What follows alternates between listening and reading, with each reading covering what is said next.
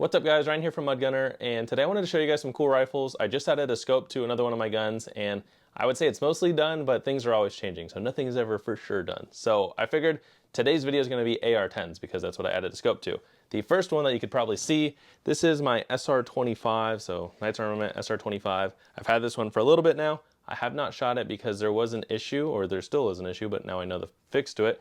So basically with this, we'll clear it real fast.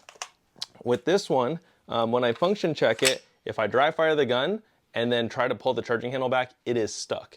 And the reason for that is this Knights Armament was made in 1993. I've done a bunch of videos talking about it leading up to it because I was waiting on the suppressor for it. This is also from 1993. But basically what we have here is a serial number matching SR25 with the suppressor from 93. And the trigger in it is interesting because Knights Armament says this is not the factory trigger, it's a Geisley trigger, but this Geisley trigger has to be about 30 years old. It's not even stamped the G on the side. And the person I got it from, now it's out of picture, the person I got it from says that is the factory trigger. Now what it could be is back then Eugene Stoner was still alive because this was ordered from Knights Armament in 1993, so I am the second owner of it. The person that bought it from Knights, he was a dealer here in Arizona. He ordered 2 of these with the suppressor and then 2 other SR25s, I forgot which ones, but this is the only one he kept for about the past 30 years. So I was very fortunate enough to buy it, and he says this is the factory trigger that it came with. But talking to Knights, emailing them, sending them pictures, they said that is not a Knights trigger, that is a Geisley trigger. So, and talking to someone else, they said they believe maybe it was just a prototype that got sent out with it, maybe at the request at that time. So yeah, it's kind of interesting, but the issue is the hammer is sitting up too high. It's not like a standard height, so it's pushing up against the bolt when you fire it.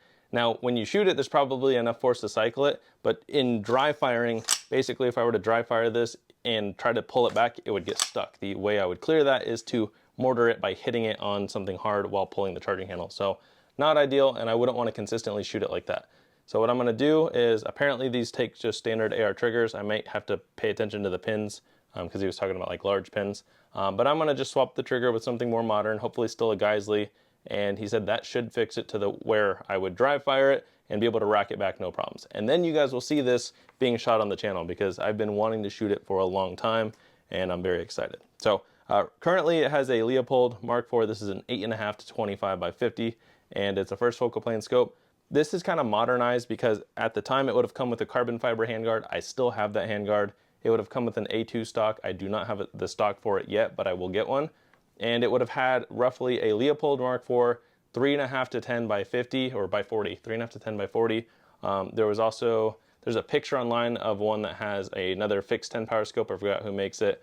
But I want to put a scope from 1993 on here. I'd like to find a Leupold that would have a suffix of A, so it'd have the serial number plus an A at the end because you can date Leopolds by that. So if you have a Leupold Mark IV, 3.5 to 10 by 40 or by 50, I think it's by 40, and it's got the numbers plus the letter A at the end that's made in 93, I'm looking for one of those. But I am patient. I know I'll get one at the store I work at some point. This one is from like 2011, but yeah, that is my goal with this one. So yeah, that is the first AR10 that I have, and that is my only DI AR10 at the moment. I don't even think the full suppressor is in frame for you guys, but yeah, it's a 16-inch suppressor. The next one is the AR10 that I've had the longest, and I've actually shot this one because that one I've not shot yet. This is a SIG 716 Precision. It is a Gen 1 18-inch heavy barrel piston-driven AR10. And what's cool is, well, one, they don't make them anymore. That kind of sucks. But they are currently on the 716 DI version, so direct impingement.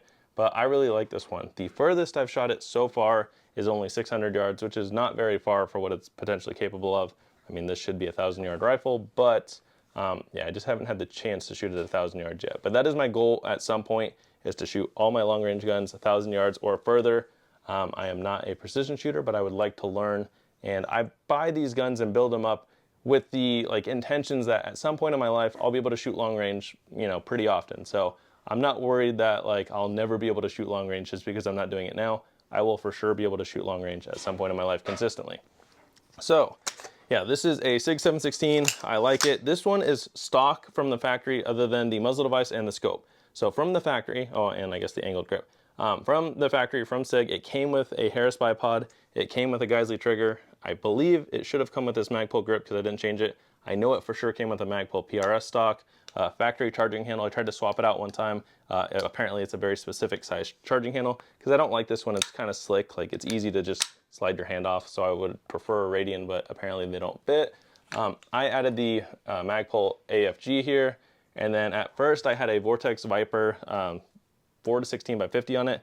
Currently it has a Nightforce SHV. This is the 5 to 20 by 56, and it's nice. I need to, again, learn long range more, learn the scopes and all that, but it is zeroed for 100 yards, and I've pushed it out to 600 while just using the that hash marks, not like actually adjusting the turrets, because I haven't like done the zero stop yet where it goes to zero. So I need to learn that. I need to do more long range shooting and go out with people that know more than me. So that is how I will learn. But I really like this gun. It's awesome, and it's a pretty beefy gun.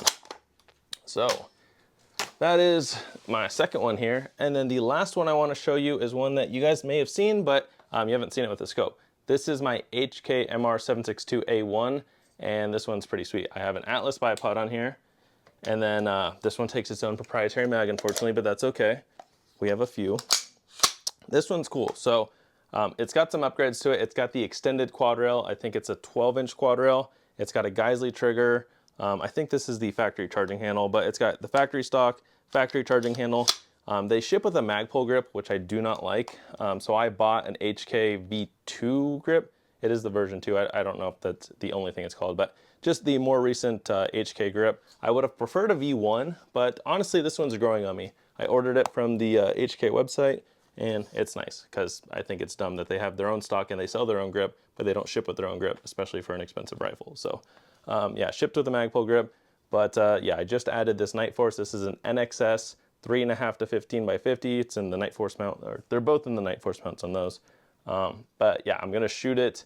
I don't know if I'm gonna be able to shoot it this weekend because I'm not going to shoot very far this weekend, so probably run some like closer range guns. But yeah, I'm very excited to have this set up. I've always wanted an HK MR762, specifically a quad rail model, because I have the MR556 in quad rail. Now that they have the MR556A4, I really want that one, and that's an 11.5-inch adjustable piston gun. That would be cool. I still want to do a 416, the 10.4-inch with a quad rail, but HK stuff is very expensive and hard to do right because you can source the used uppers, but you can't source a lower for it, and cloning a lower is thousands of dollars, which sucks. But yeah, this is the main one that I got set up, and I'm really happy with how it looks. I'm hoping I'm going to be really happy with how it shoots, and I will definitely show you guys when I take this to the range. But yeah, that's just what I wanted to show you right now. Oh, I did want to talk about something. You'll notice these are all set up as like precision guns. I don't have any AR10s that are set up as like battle rifles. I have two 308s. I have this Scar 17. This one's a 16-inch barrel, and I have this kind of configured as my battle rifle, just a quicker shooting 308. It's still heavy, kind of like the other ones, but I can run and gun this no problem. I've ran it in a few different like match styles. I did IDARM back in July this year. You can check out that video. But this has a 3.5 power ACOG and then a Trijicon RMR on the side, running a Mod Light Hog. It's also suppressor ready, so I do run it suppressed. It's got the KDG MREX rail. Still has a bipod because I think bipods are nice for 308, but yeah, this thing is like my run and gun 308, but I would like to do a run and gun AR10. I just don't know which one yet. As far as other AR10s I'd like to get the LMT Mars Heavy. I'd like to get a LaRue OBR.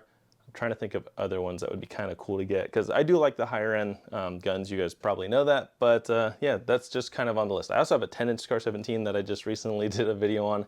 It's really obnoxious, but it's cool. I also want to do a 13-inch Scar 17 and run an LCAN on that and kind of do it as a military clone. But this is the current setup for this one, and that is the current setup for the actual AR10s, because this one's not an AR10. But yeah, thank you guys for watching. I hope you enjoyed, and stay tuned for the upcoming shooting videos that I'll have of this one. We'll do another standalone video of this one. It's been years since I did a video of that, and I will get a trigger for this soon, and hopefully we'll have that shooting on the channel for you guys. But yeah, thank you guys, and stay tuned for those videos.